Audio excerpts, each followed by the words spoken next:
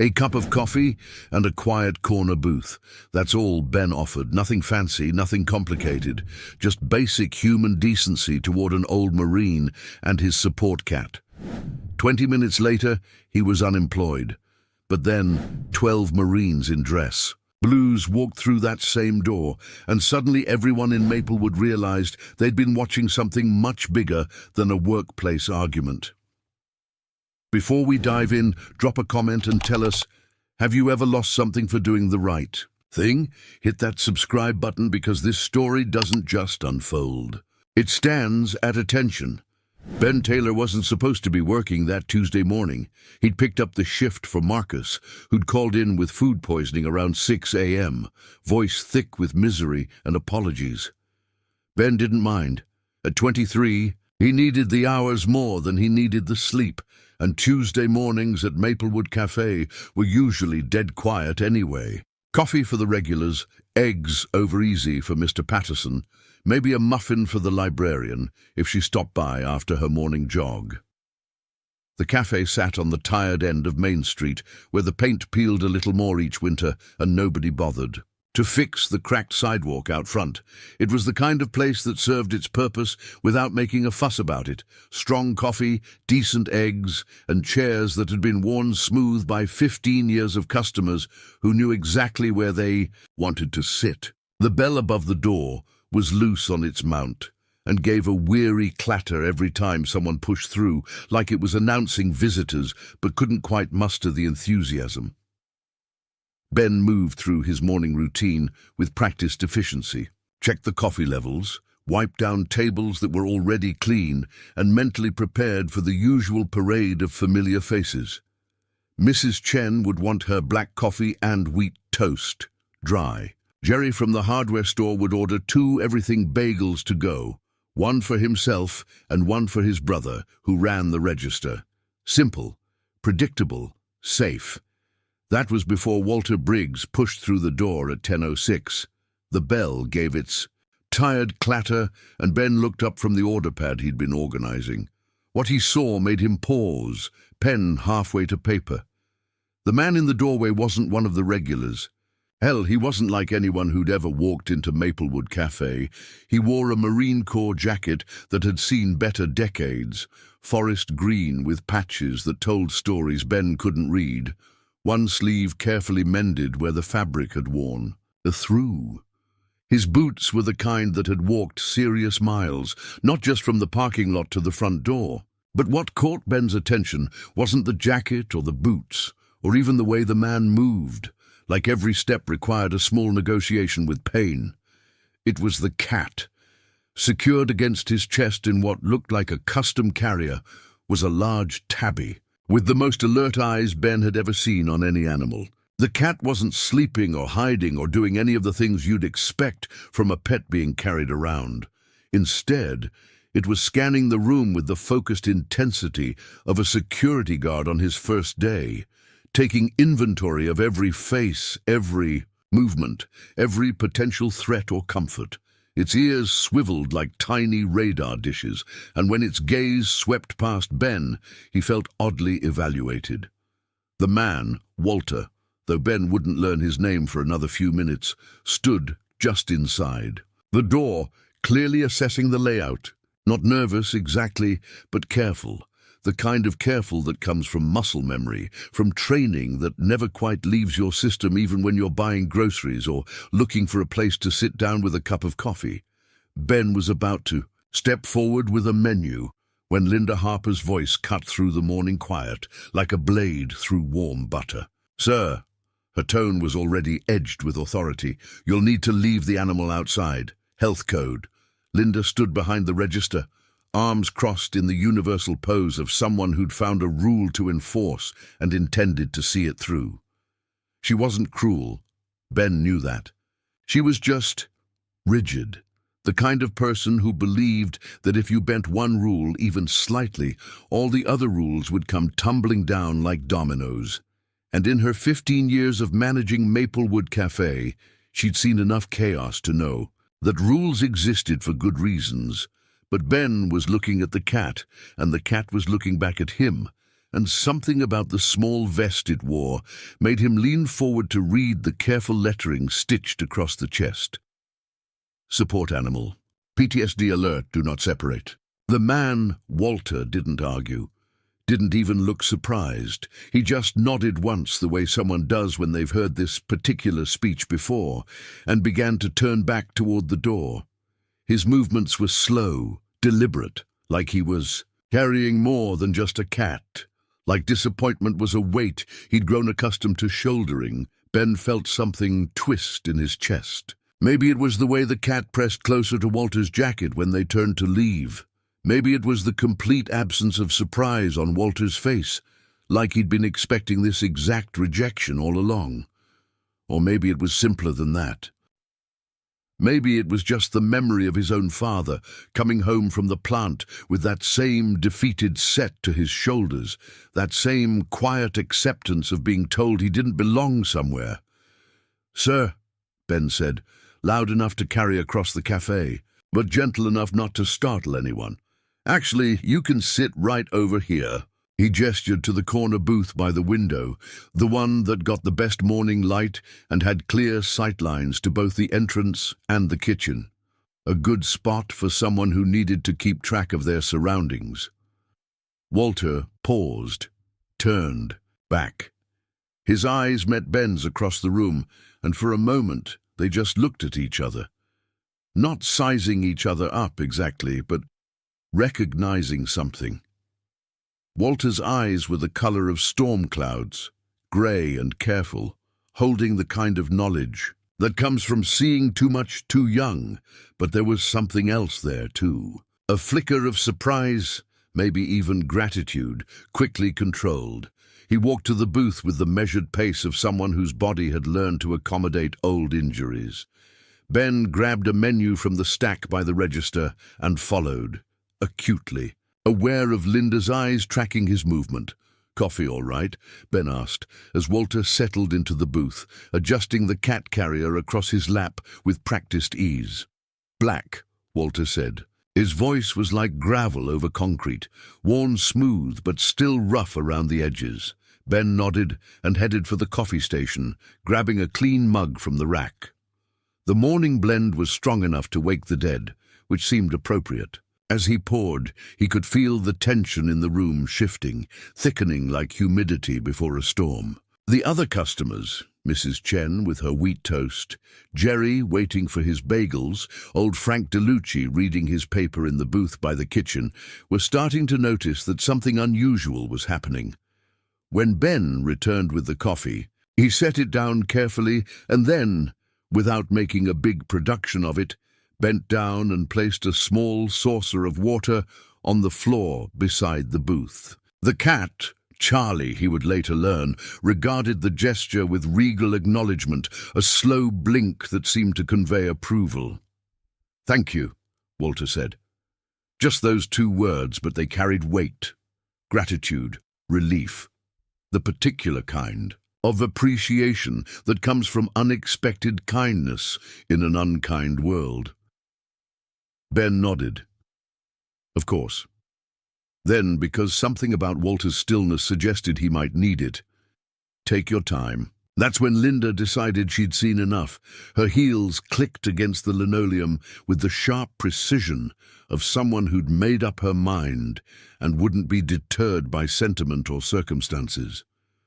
Ben could hear her coming before he saw her, could feel the shift in the room's atmosphere as she approached the corner booth with the determined stride of someone prepared to restore order to her carefully controlled domain. Walter didn't react to her approach. He sat with his hands wrapped around the coffee mug, drawing warmth from the ceramic, his gaze fixed somewhere beyond the window where morning shadows were shortening across the empty street. The cat remained, alert in his lap, ears swiveling to track Linda's movement, but otherwise perfectly still. "Ben," Linda said, her voice carrying just enough edge to make it clear this wasn't a request for discussion. "Can I speak with you? Now?" Ben straightened slowly. "I was just helping a customer." "He's not a customer." Her voice was level, controlled, the tone of someone who'd rehearsed this conversation in her head. He brought an animal into a food service establishment. That's a health violation, and you know it. Ben kept his voice quiet, conscious of the other diners who were now openly watching the exchange. He's a veteran, Linda. The cat's a support animal. It's clearly marked. That's protected under federal law. Linda's jaw tightened almost imperceptibly. Don't lecture me about the law, Ben. I've been running restaurants since before you could legally work in one. I'm not lecturing anyone, Ben said, feeling his heart rate pick up. I'm asking you to show some basic decency. The words hung in the air between them like a challenge. Linda's eyes flashed, and Ben realized he'd crossed a line he didn't even know existed. Around them, the cafe had gone completely quiet. Even the sizzle from the grill seemed muted, as if the whole building was holding its breath. Linda turned, her attention to Walter, who was still sitting quietly, still looking out the window like he was watching something the rest of them couldn't see. "Sir," she said, her voice professionally polite but inflexible, "I'm going to have to ask you to take your coffee to go. You're welcome to finish it outside." Walter's hands stilled on the mug. For a moment he didn't move at all. Then he looked up at Linda with those storm-grey eyes, and Ben saw something pass between them. Not anger, not even hurt, just recognition, the look of someone who'd played this scene before, who knew exactly how it would end. "I don't want to cause trouble," Walter said quietly. "You're not causing it," Ben said, the words coming out harder than he'd intended. Then, looking directly at Linda, "He's not leaving." That's when Linda's professional mask finally slipped. "You know what, Ben?" Her voice was tight with barely controlled frustration. "You've always been too soft for this job. You think being nice makes you noble, but nice doesn't matter when there are rules to follow, regulations to maintain. And the rules are clear. Animals don't belong in restaurants." Ben opened his mouth to respond, but Linda wasn't finished. "You're done," she said, each word falling like a gavel. "Take off that apron. Clean out your locker. You're no longer employed here." The silence that followed was deafening. Ben felt the words hit him like a physical blow, stealing the air from his lungs. Around them, the other customers sat frozen, forks halfway to mouths, coffee cups suspended in mid-sip. Even the cat seemed to sense the gravity of the moment, pressing closer to Walter's chest. Ben's hands shook slightly as he untied his apron. Strings. He folded the green fabric carefully, muscle memory taking over when his brain seemed to have stalled out. He walked to the counter and set the apron down beside the register, then returned to Walter's booth. "I'm sorry this place couldn't show you the respect you earned," he said, his voice steadier than he felt. Walter looked up at him, and for the first time since he'd walked in, his carefully controlled expression cracked. Something moved behind. Those grey eyes, surprise, recognition, gratitude, the look of someone who'd forgotten what it felt like to have a stranger stand up for him. "You did good, son," Walter said quietly. "Better than good." Ben nodded once and walked toward the door. Behind him, the cafe remained silent except for the quiet hum of the coffee maker and the distant sound of traffic on Main Street. No one spoke. No one followed him. The bell gave its tired clatter as he pushed through the door, and then he was standing on the sidewalk in the morning sunshine, unemployed and oddly proud of himself. Inside, Walter sat for another moment, finishing his coffee with deliberate calm. Then he reached into his jacket pocket and pulled out a battered flip phone, the kind with actual buttons and a screen you could crack if you dropped it wrong. He'd had the phone for years, but rarely used it. Cell service was spotty and small on towns like this, and most days he didn't have anyone to call anyway. But today was different. He dialed a number he knew by heart, even though he hadn't used it in months. It rang twice before a familiar voice answered. "Mendoza." "Staff Sergeant," Walter said, his voice carrying just enough of his old authority to make it clear this wasn't a social call. "It's Walter Briggs." A pause. Then, "Sir, what do you need?" Walter looked around the cafe, at Linda standing stiffly behind the counter, at the other customers who were still pretending not to stare, at the empty space where Ben had been standing just moments before. "Remember what we talked about?" Walter said. "About people needing to see?" "Yes, sir. It happened again, but this time—" Walter paused, thinking about Ben's quiet courage, about the way he'd stood his ground, even when it cost him everything. This time someone stood up. I think it's time they understood what that means. Another pause. "You want us to come?" Walter reached down and scratched Charlie behind the ears. The cat purred softly, a sound like distant thunder. "Yes," he said. "I want them to see what honor looks like." He hung up and slipped the phone back into his jacket.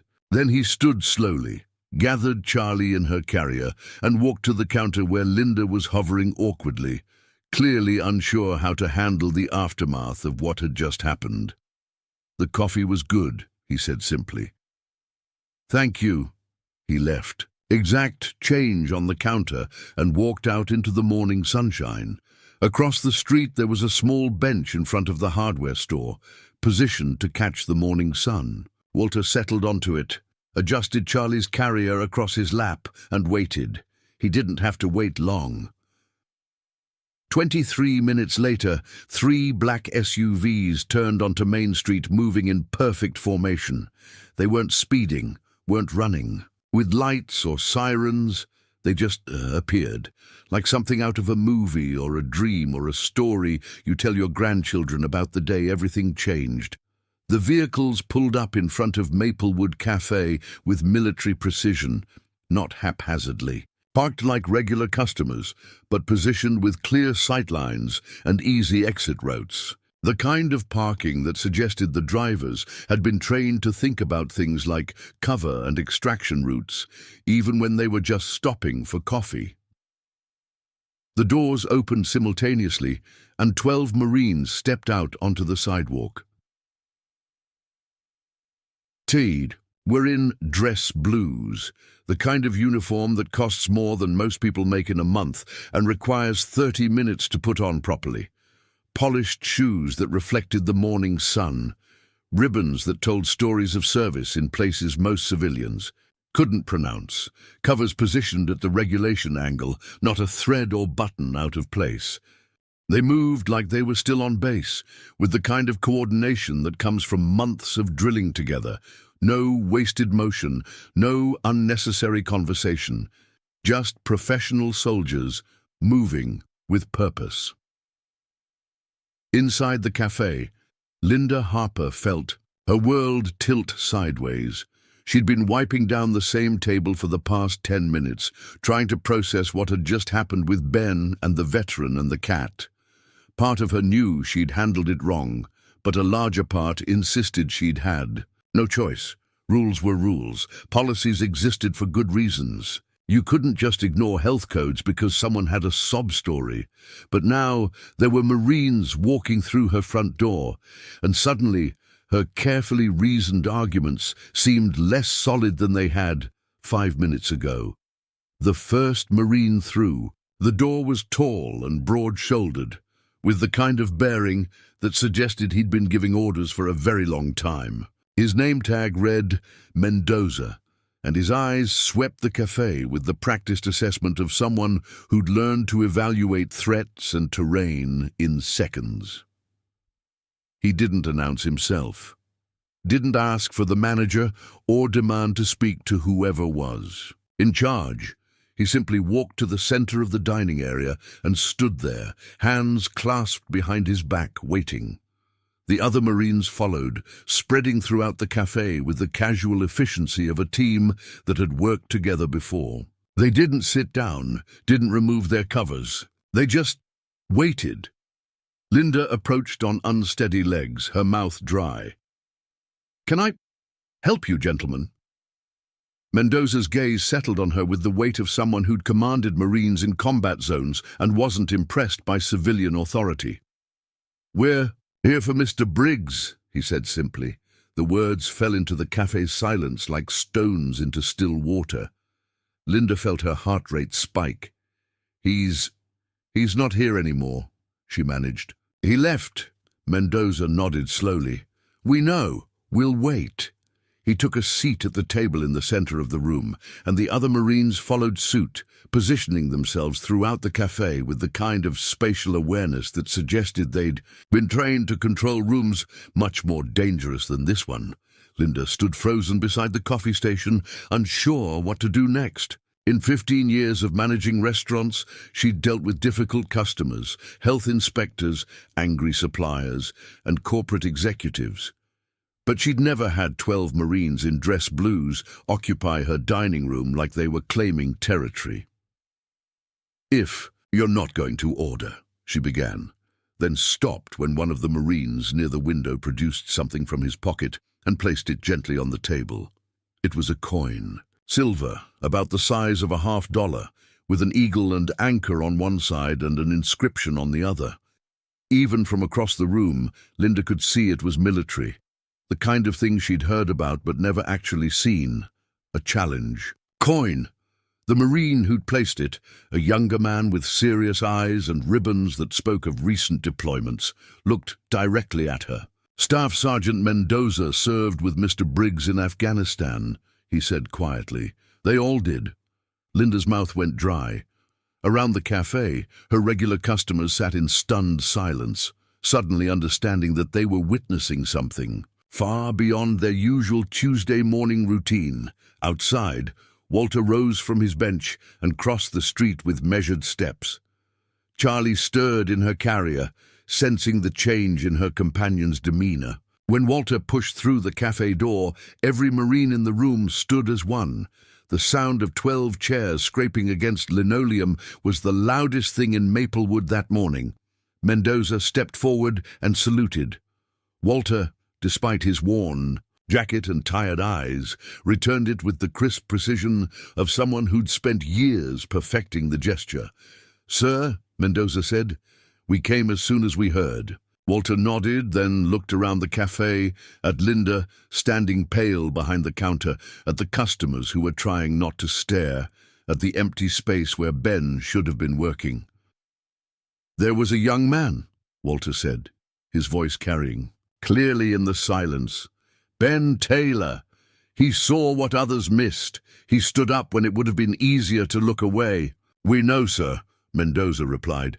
He's been contacted. He'll be here shortly. As if summoned by his words, the cafe bell gave its familiar clatter, and Ben pushed through the door. He was still in his work clothes, black pants and a white button-down. Shirt that had seen better days, but he moved with the uncertain steps of someone who wasn't sure what he was walking into. The moment he entered, every Marine in the room stood again. Ben stopped just inside the door, clearly overwhelmed. I got a call? Walter turned to face him, and for the first time since Ben had met him, the older man smiled. It wasn't a big smile, just a slight upturn at the corners of his mouth, but it transformed his whole face. You did more than serve coffee, Walter said. You served a brother.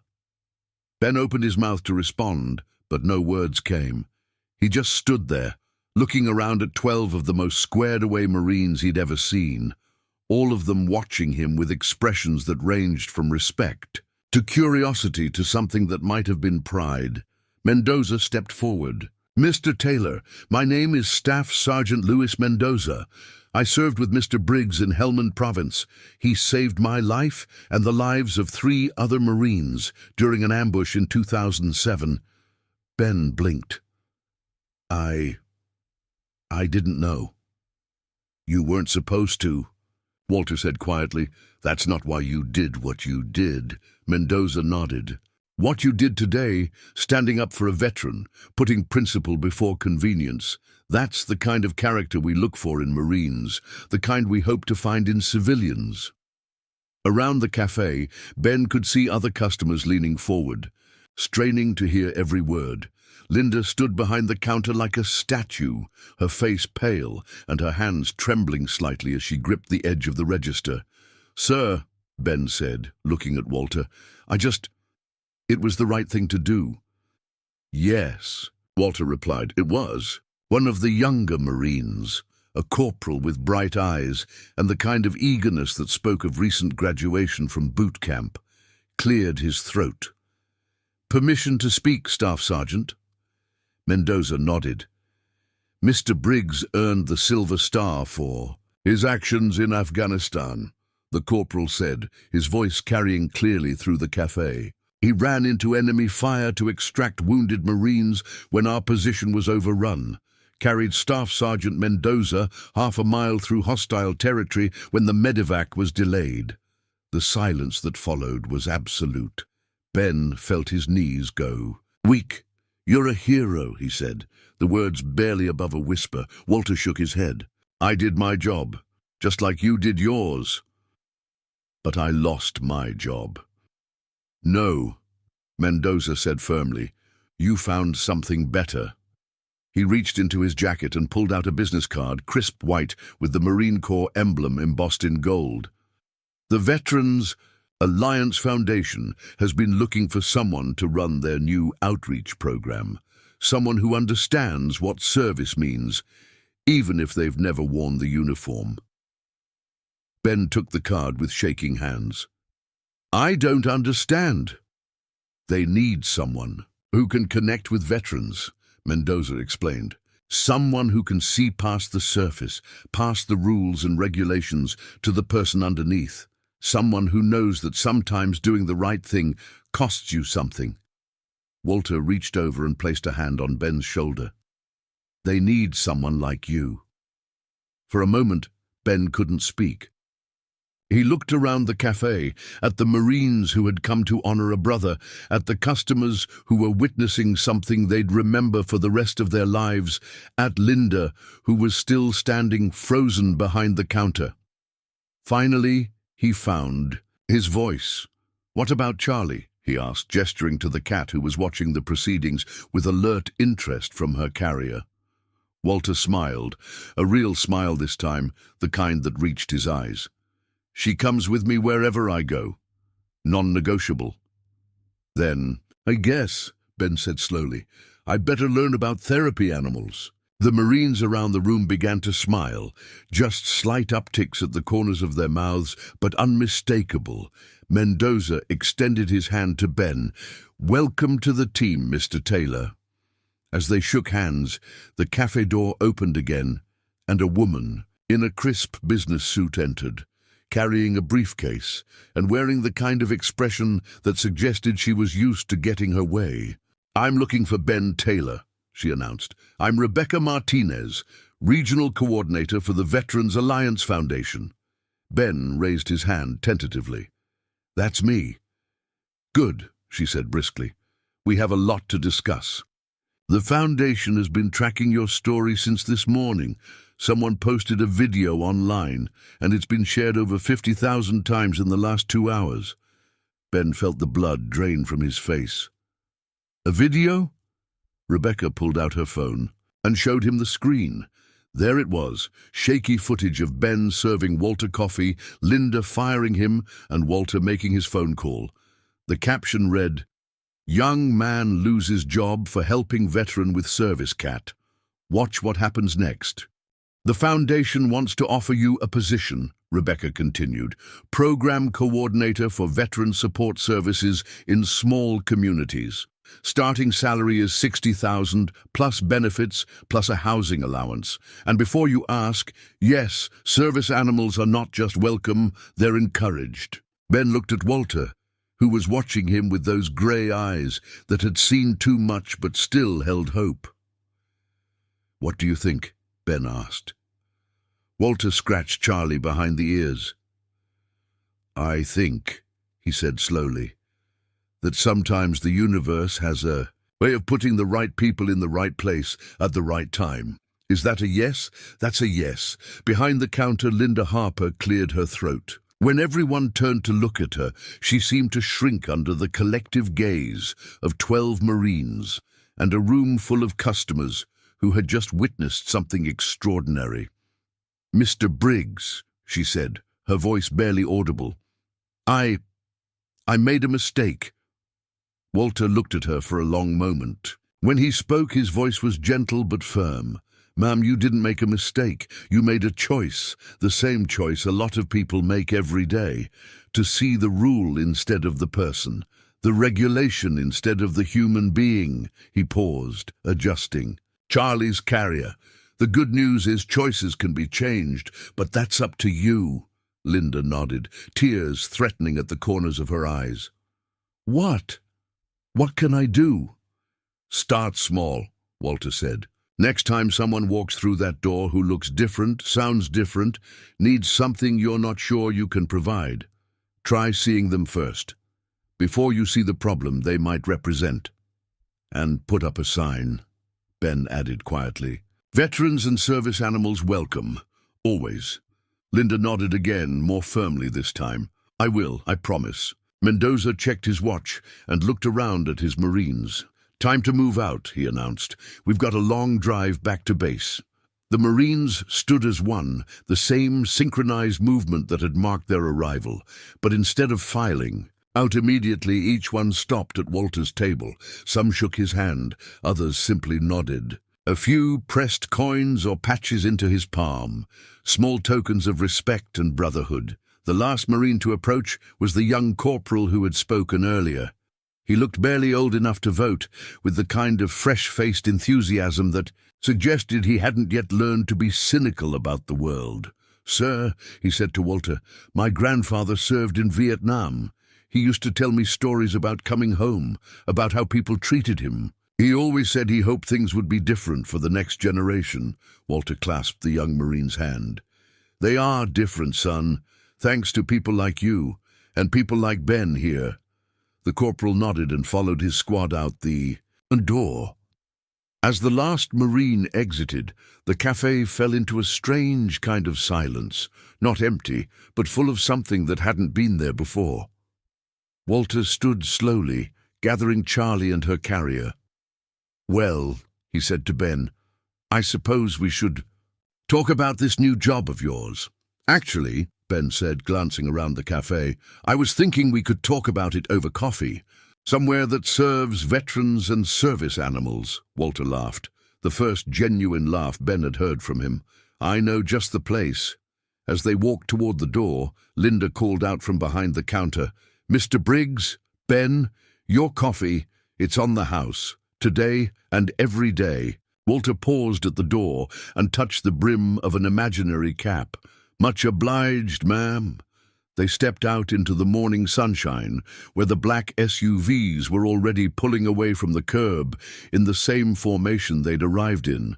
The street was returning to its normal, quiet rhythm, but something fundamental had shifted in Maplewood. "So," Ben said, as they settled onto the bench across from the cafe, "what exactly does a program coordinator do?" Walter scratched Charlie's chin and smiled.